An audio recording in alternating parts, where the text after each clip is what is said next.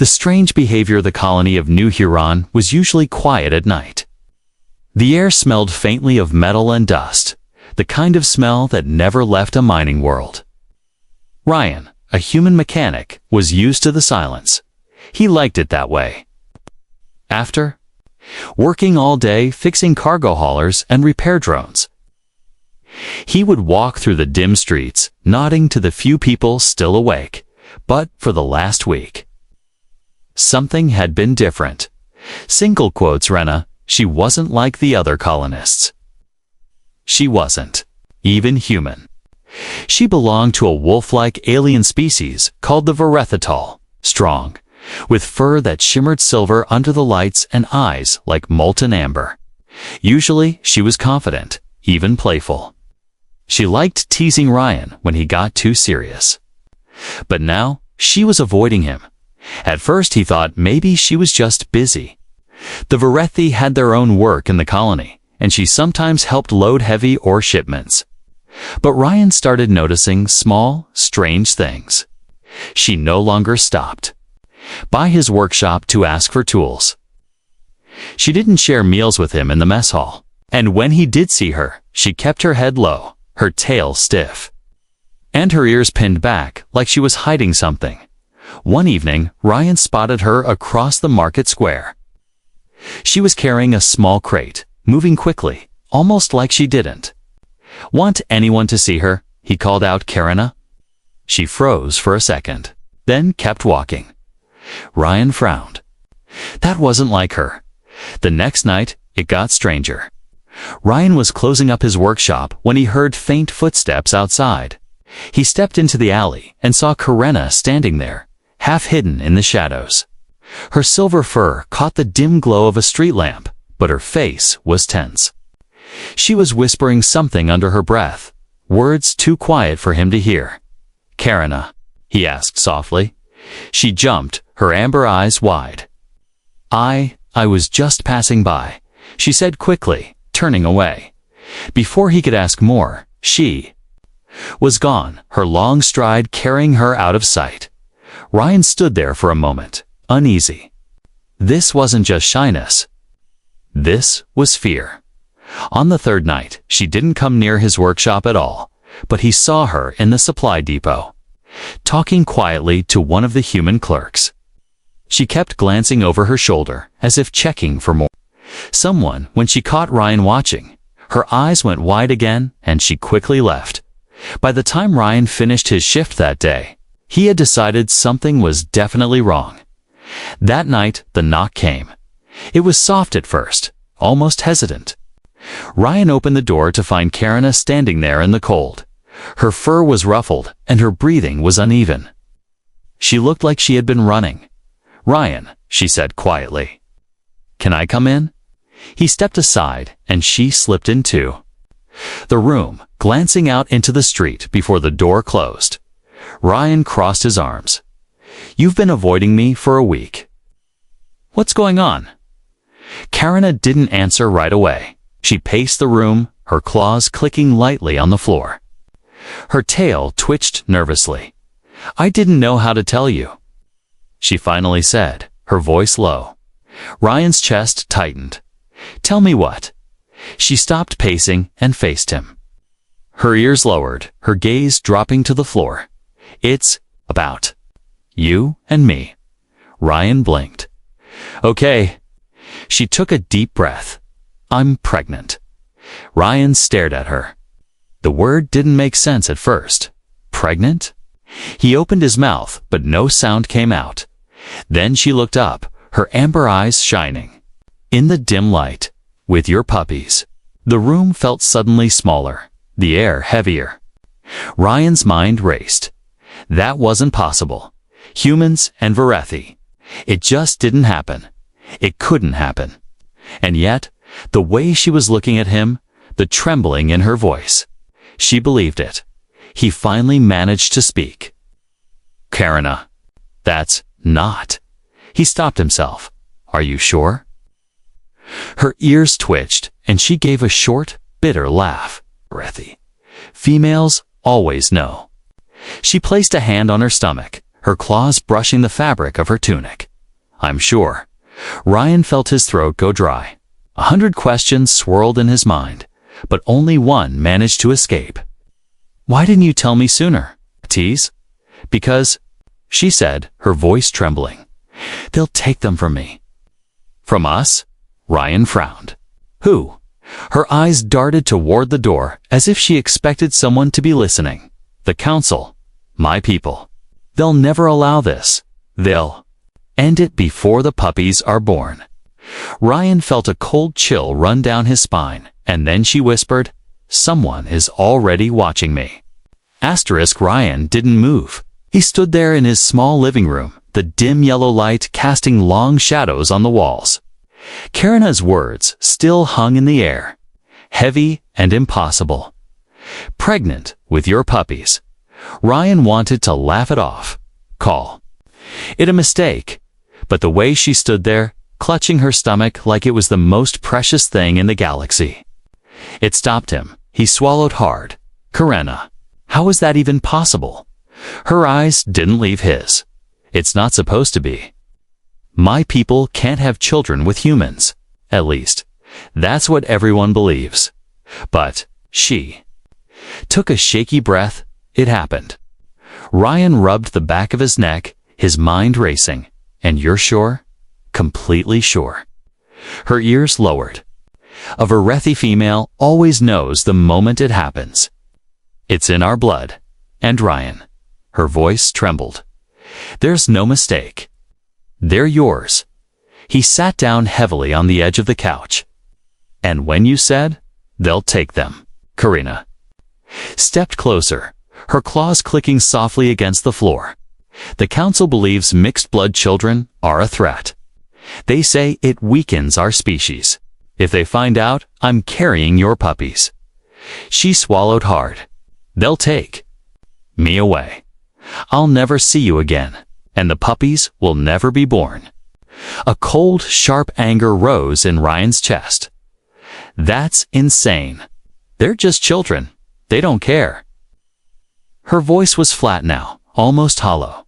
To them, they are a mistake that must be erased. Ryan felt his hands curl into fists. Then we don't let them find out. She shook her head. It's already too late for that. Those words hit him like a punch. What do you mean? I've been followed for days. I can smell them. 2 trackers, 1 Varethi, 1 human. They work for the council. I've seen them near the market, near your workshop. That's why I've been avoiding you. They see us together too much. They'll suspect. Ryan's pulse quickened. Then we need to get you out of here tonight. Karina's tail twitched nervously. If we run now, they'll know for sure. And once they know, they'll send hunters. The room fell into a tense silence. Outside, the cold wind rattled the thin metal shutters. Somewhere far away, a machine hummed part of the colony's endless mining work. But inside, it felt like the world had stopped moving. Finally, Ryan stood up. I don't care what they send. I'm not letting them take you or our children. Her eyes widened. You believe me? Just like that? Ryan met her gaze. Karina, I know you. You wouldn't lie about something like this. And even if this wasn't possible, even if you were wrong, which I know you're not, Tai wouldn't let them hurt you. Her expression softened for a moment, but then her ears twitched again. She turned toward the door, listening. Ryan heard it too, a faint crunch of gravel outside, slow and deliberate. Karina's fur bristled. They're here. Ryan moved to the window, peeking through the thin curtain. 2 figures stood in the shadows near the edge of the street. One was tall and broad, his silhouette marked by the outline of armor plates. The other was slimmer, moving with the quiet caution of someone who knew how to track prey. Stay away from the windows, Ryan whispered. Karina moved to the far side of the room, her golden eyes glowing faintly in the dim light. If they come in, they won't, Ryan said, though his voice was tighter than he wanted it to be. Not tonight.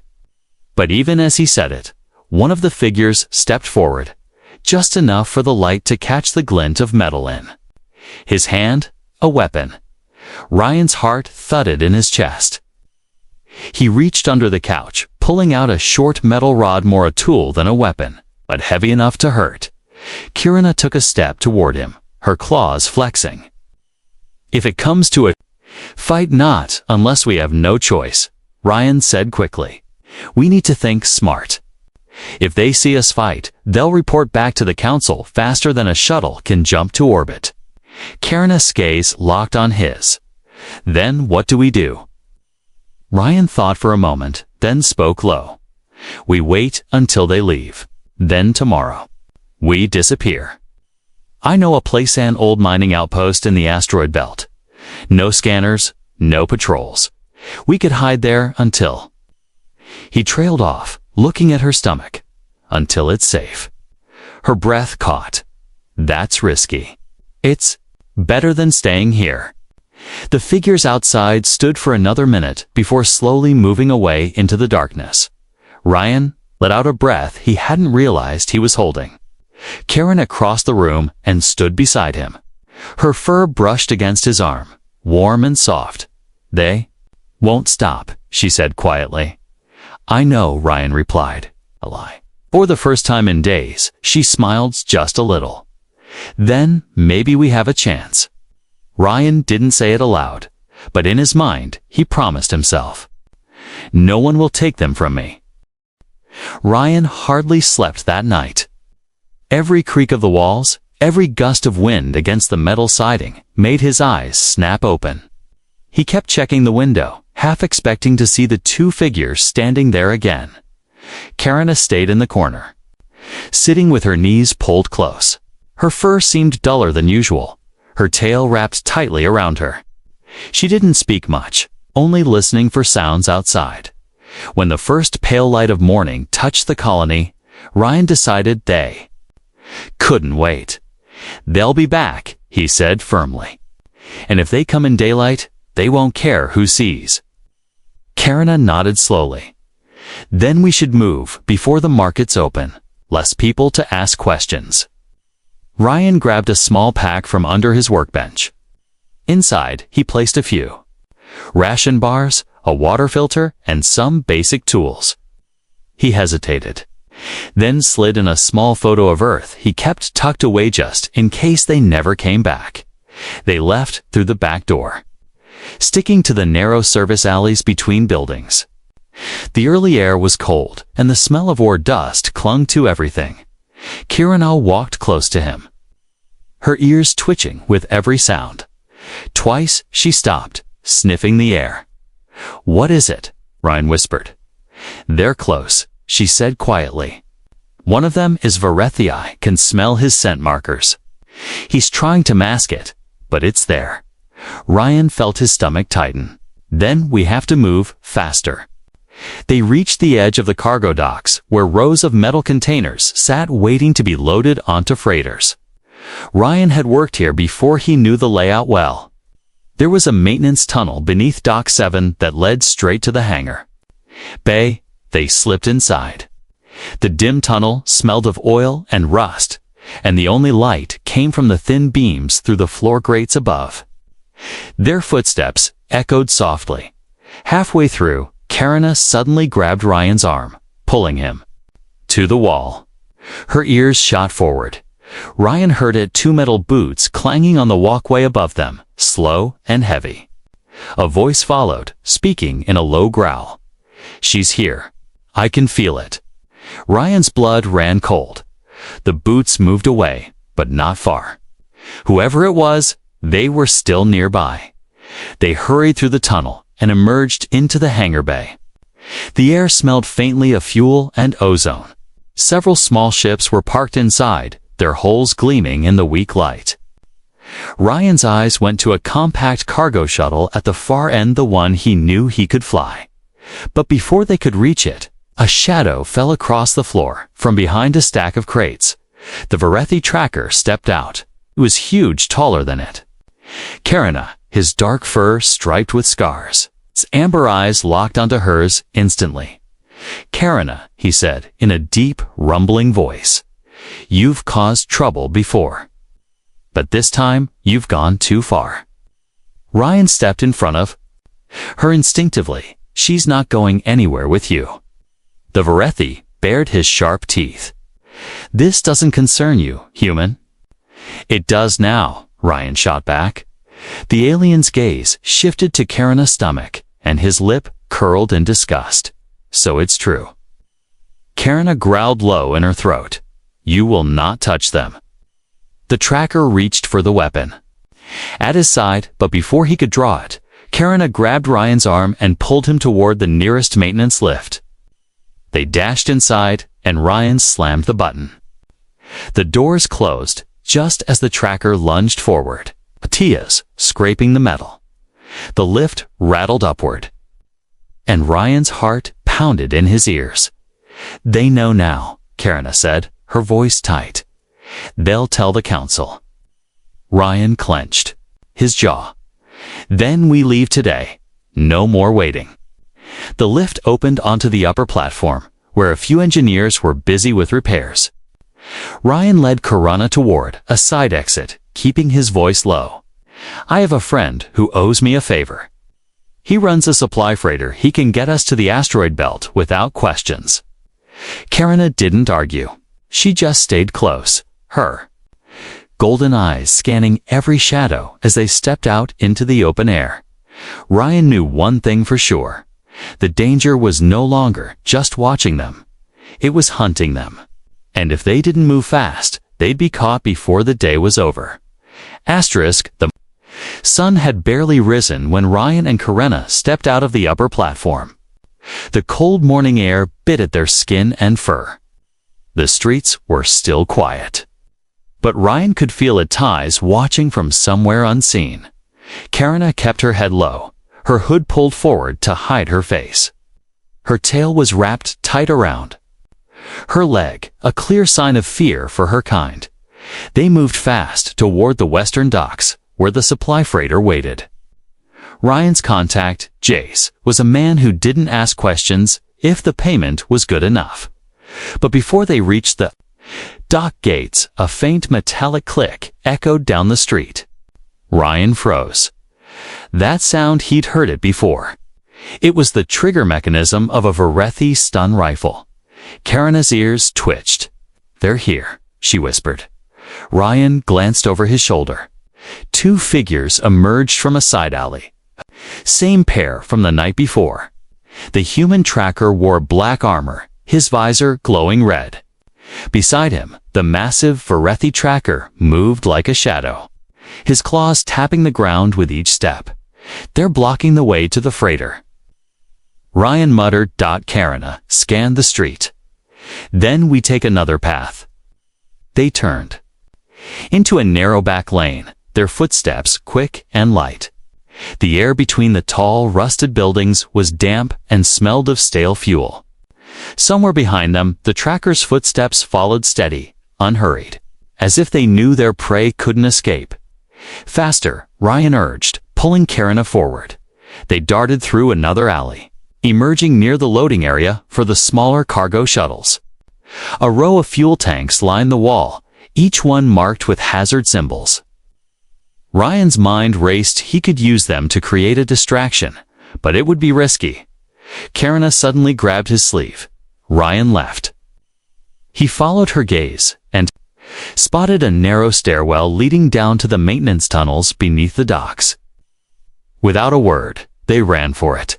The sound of boots and claws hitting metal rang out behind them. The trackers had spotted them. Ryan and Karina plunged into the stairwell, the air growing colder as they descended. The tunnels smelled of oil and salt water, and the only light came from flickering overhead strips. Their footsteps echoed loudly, and Ryan knew the sound would guide their pursuers like a beacon. Halfway down the tunnel, Karina suddenly stopped. What? Ryan began, but she pressed a finger to her lips. From somewhere ahead came the low hum of machinery and voices.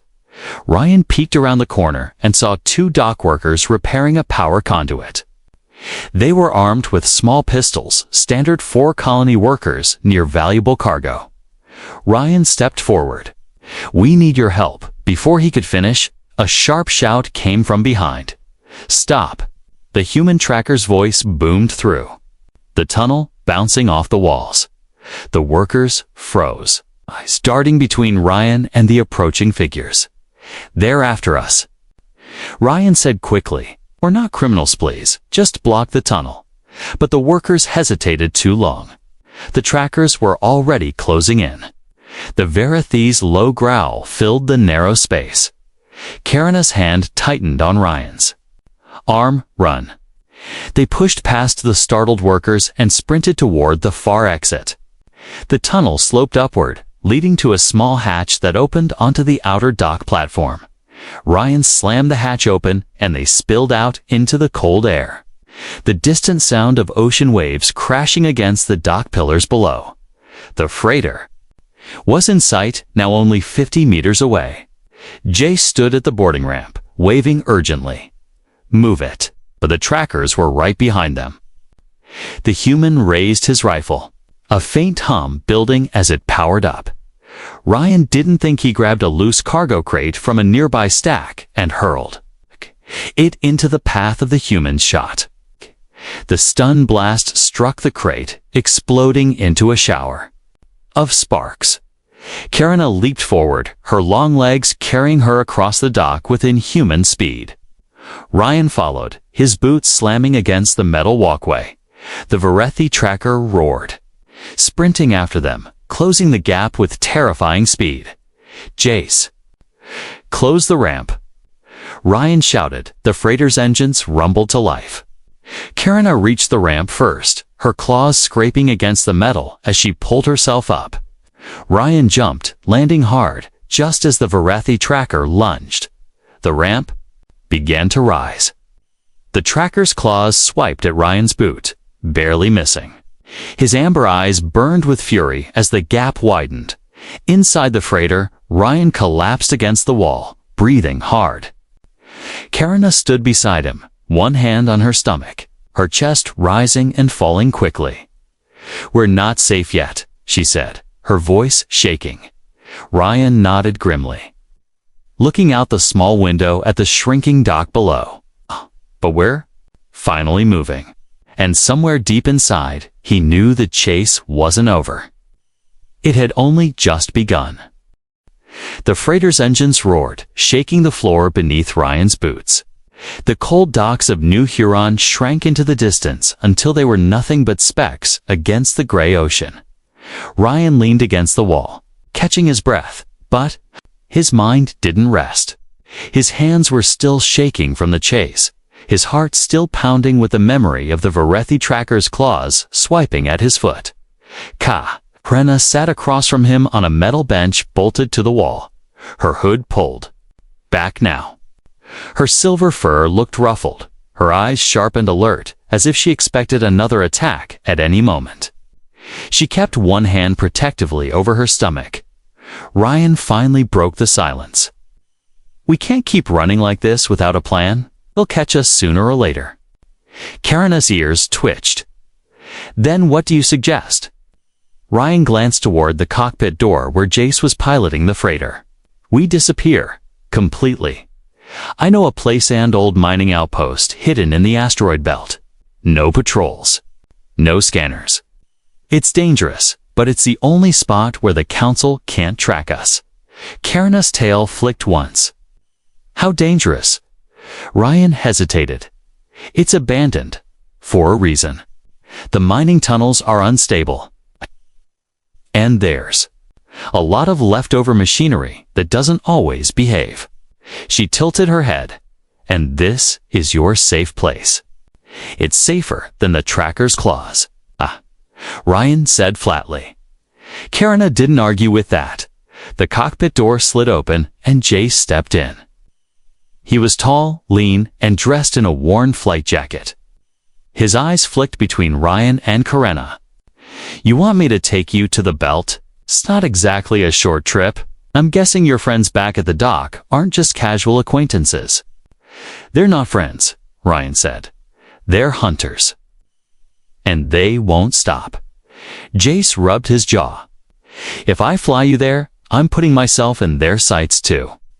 You've got something to make it worth my trouble.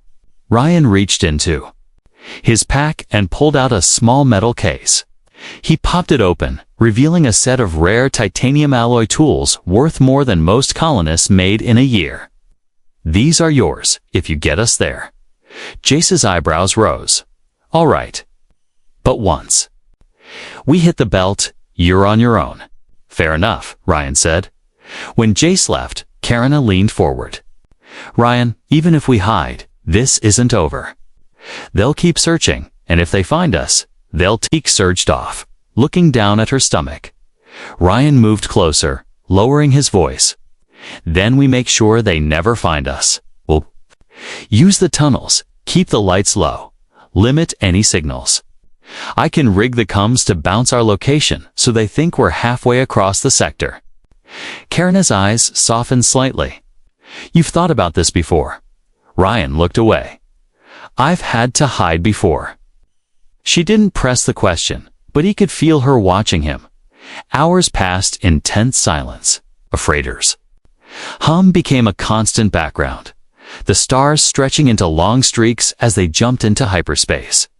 Ryan tried to rest, but every time he closed his eyes, he saw the trackers again, especially the Verithi's face, when he realized the truth. That look promised they would never stop. Finally, Jace's voice came over the intercom. We're almost at the belt. You'll want to get strapped in. Navigation here isn't a casual job. Ryan and Karina moved to the cockpit. Forward. Windows showed the black void ahead, dotted with countless drifting rocks. Some were small as pebbles. Others were massive enough to cast shadows like moons. The ship jolted as Jace wove between tumbling asteroids. The metal creaked, the proximity alarms chirped, and Karina's claws dug into the armrests. This is your safe place, she muttered. Ryan smirked faintly. Told you it's dangerous. That's why no one else comes here. As they slipped deeper into the field, Ryan pointed toward a dark, irregular shape, half buried in a cluster of rocks. There, the outpost. It looked dead from the outside, just a patchwork of metal hulls welded into the side of an asteroid. No lights, no lights, no signal beacons. Jace brought the freighter in close, engines humming low. Docking complete? You're sure you want to stay here? Ryan nodded. This is where they'll lose our trail. Karina glanced toward the window, her ears tilting back. Ryan, something feels wrong. He frowned. What do you mean? Her eyes stayed locked on the outpost's shadowed entrance. It's too quiet. Ryan's gut tightened. He knew that Tanshi wasn't just nervous. She was sensing something, if she was right. They might not be alone here after all. Asterisk, the docking clamps locked with a heavy metallic thud.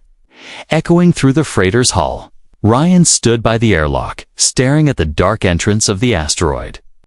Outpost, no lights, no beacons, just black metal swallowed by deeper shadow. Karina didn't move. Her ears were tilted back, and her golden eyes scanned the void outside. Ryan, we're not alone. He frowned. I thought you said it was abandoned. It was, she whispered. Now, there's a scent. Old metal, and something else. Before Ryan could reply, Jace came up from the cockpit. You've got 5 minutes to unload. Then, I'm gone. The asteroid belt isn't exactly safe for tourists. Ryan nodded, then turned to Karina. We'll check the main tunnel. If it's empty, we'll set up camp. The airlock hissed open. Cold, dry air swept in, carrying the faint smell of dust and oil. They stepped onto the outpost's docking platform, their boots clanging against the rusted floor. Inside, the tunnels were narrow, the walls lined with dead machinery. Dust floated in the air, catching in the beam of Ryan's handheld light. Karina's claws clicked quietly as she walked beside him. Her tail stayed low, her steps careful. Ryan, the scent is fresh, hours old, not days. They rounded. A corner end froze. A faint glow came from the far end of the tunnel. It wasn't the soft blue of old mining lights. It was sharper, redder. Like the glow of a charging weapon. Ryan raised a hand, signaling Karina to stop. Then a voice echoed down the tunnel. "You took your time, human." From the shadows stepped the Varethi tracker, his massive frame blocking the path. His amber eyes gleamed, and his claws tapped against the floor. Ryan's stomach dropped. How? The tracker bared his teeth. "Did you think running into a hole in the rocks would hide you? The council has eyes everywhere." Stepped forward, placing herself between Ryan and the tracker. Her voice was low and dangerous. "You'll have to kill me to take them." The tracker's smile widened. "If you insist." Before he could move, Ryan pulled a small cylindrical device from his belt, a mining flare. With a sharp twist, it burst into blinding white light, flooding the tunnel. The tracker hissed, shielding his eyes. "Run!" Ryan shouted. They bolted back toward the docking bay, the sound of claws scraping metal echoing behind them. Karina's long strides kept her ahead, but Ryan could hear the tracker gaining ground. As they reached the airlock, Jace's voice crackled over the comm. "What's going on down there? Launch now." Ryan barked. They jumped through the hatch, just as the tracker lunged. His claws raked the edge of the doorway, sparks flying as the airlock slammed shut. The freighter's engines roared to life. "Hang on!" Jace yelled from the cockpit. The ship tore free from the docking clamps and shot out into the open space between the asteroids.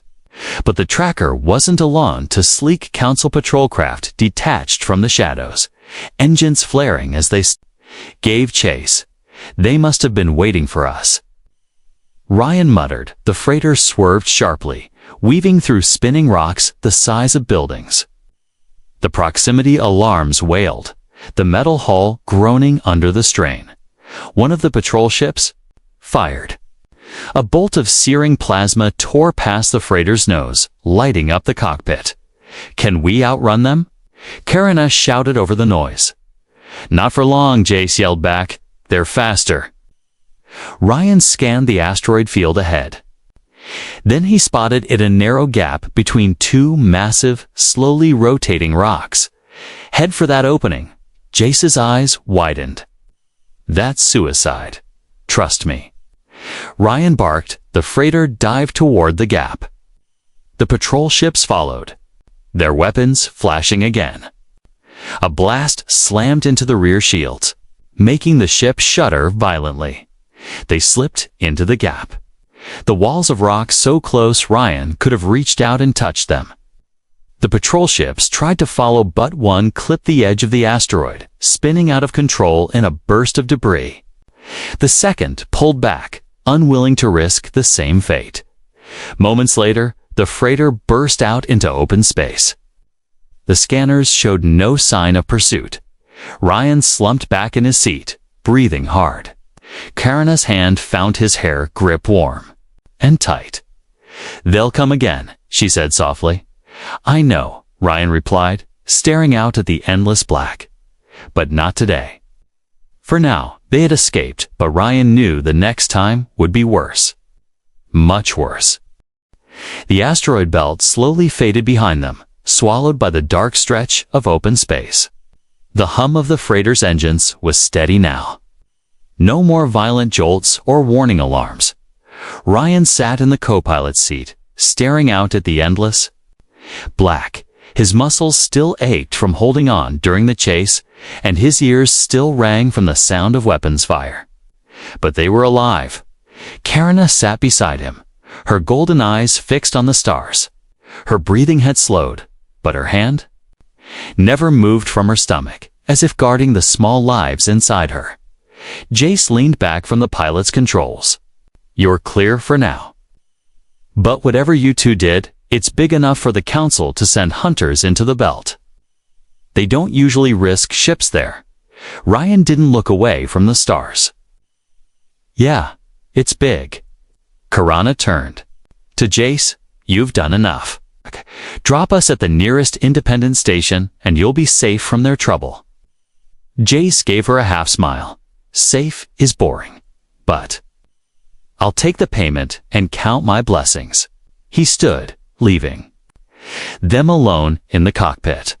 For a while, neither Ryan nor Karenna spoke. The silence wasn't awkward, it was heavy, filled with everything they'd been through in the past 2 days. Finally, Karenna broke it. "When I first realized I was carrying your puppies, I thought it was a curse. I thought my life was over. My people would call me dishonored. The council would call me unfit to live." Ryan's jaw tightened. "And now?" She looked down at her stomach, then at him. "Now I know it's not a curse. It's the only thing that matters." Ryan's chest tightened, but he forced a smile. "Then we'll make sure they're born in a place where no one can touch them." Karenna studied his face as if searching for something. "You don't have to stay with me, Ryan. You could go back to your life, your workshop, your quiet nights." He leaned forward, resting his arms on his knees. "Karenna, the moment you knocked on my door, my old life ended. Those kids are mine. And so are you, whether you like it or not." Her ears twitched, and for the first time since all this began, she laughed softly. "You're stubborn." "Human trait," he said, smirking. They sat in quiet again until Jace's voice came over the intercom. "But we're 20 minutes from Havens Reach Station. Independent territory. No council authority, but keep a low profile." Karenna's tail curled slightly. "Havens Reach. I've heard of it. Black market docks, smugglers, traders who don't ask questions." Ryan nodded. "Perfect place to disappear." When the station came into view, it looked like a floating city built from scrap strings of mismatched metal. Neon lights flickering in different colors. Ships coming and going without any order. Jace brought the freighter into a small docking bay. "End of the line for me," he said as they stood by the airlock. "Good luck, you'll need it." Ryan clasped his hand. "Thanks, Jace. You didn't have to help." "Didn't do it for you," Jace said with a grin. Did it for the tools." Then he was gone. Ryan and Karenna stepped out onto the station's metal floor. The air smelled faintly of oil and fried food, and the hum of distant engines vibrated through the walls. Karenna looked around warily. "We'll need a place to stay, somewhere off the main decks." "I know a guy," Ryan said. "Old friend runs a repair shop here. He owes me." They made their way through crowded walkways, past traders shouting prices and crews hauling crates. No one paid them much attention. That was the beauty of Havens Reach. Everyone here had secrets. At the far end of a dim corridor, Ryan knocked on a heavy steel door. After a long moment, it slid open to reveal a small workshop smelling of grease and hot metal. The owner, a short man with cybernetic arms, squinted at Ryan. Well, never thought I'd see you again." "Need a room," Ryan said simply. The man glanced at Karenna, his eyes lingering on her for a second. But he didn't ask questions. "Upstairs, second door on the right." When they were inside the small room, Ryan shut the door and locked it. The walls were bare. The single bed creaked when Karenna sat down. She looked up at him. "Do you think they'll find us here?" Ryan sat beside her, placing a hand gently over hers on her stomach. "They might try, but if they do, they'll have to go through me first." Her golden eyes softened. "And if they succeed," he shook his head, "they won't." In that small, quiet room, with the noise of the station muffled behind the walls, Ryan made his promise to her, to the unborn lives, and to himself. No matter where they had to run, no matter who came after them, he would protect them. Because they weren't just hers anymore. They were his family, and family was worth fighting for.